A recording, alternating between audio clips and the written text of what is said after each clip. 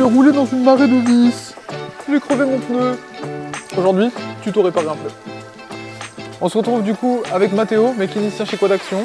Il va nous expliquer comment faire fonctionner un kit mèche et surtout qu'est-ce qu'il y a dedans. Mathéo. Bonjour à tous, donc aujourd'hui on va vous présenter un kit mèche qui est composé de deux outils. Un outil qui permet de poncer le trou.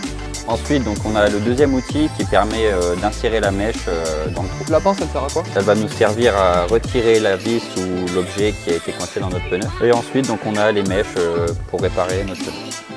On se retrouve tout de suite pour la démonstration. Donc dans un premier temps on va prendre notre pince afin de retirer la vis coincée dans notre pneu. On prend le deuxième outil donc qui va permettre de poncer et d'agrandir le trou. Mais pourquoi tu as laissé l'outil à l'intérieur? Pour pas que la pression sorte trop du pneu. D'accord. Donc on prend ensuite nos mèches, insérer notre mèche dans l'outil, donc qui a à peu près la même distance qui dépasse de chaque côté. Donc on enlève l'outil précédent et on vient insérer notre outil dans le trou. L'endroit dans un premier temps et après je tourne un petit peu et après le retirer sec. Mais l'excédent de mèche, tu le coupes avec quoi? Donc on peut le couper avec soit un cutter si on en a un sous la main ou un autre outil coupant. D'accord.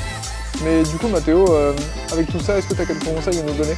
Donc ce genre de réparation, c'est une réparation qui est temporaire. Il faudra forcément changer le pneu à un moment ou un autre parce que si on se retrouve avec 15 mèches dans le pneu, c'est pas recommandé. Et est-ce qu'il y a un endroit où on ne doit absolument pas mettre de mèche? C'est pas recommandé de les mettre sur les flancs des pneus. D'accord, donc uniquement sur la bande roulante. C'est ça. Parce que la plupart du temps, quand les pneus crèvent sur le flanc, c'est que c'est plus un déchirement du pneu qu'une crevaison. Est-ce qu'il y a d'autres outils qui peuvent être utiles lors d'une crevaison?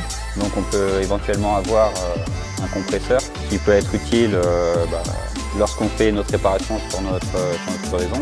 Il peut arriver qu'on perde un peu trop d'air et du coup vaut mieux avoir un petit compresseur qu'on branche sur la prise allume-cigare. Merci Mathéo pour ce tutoriel. On se retrouve la semaine prochaine pour une nouvelle vidéo et peut-être très souvent des nouveaux tutoriels. Bonne journée chez Quad Action.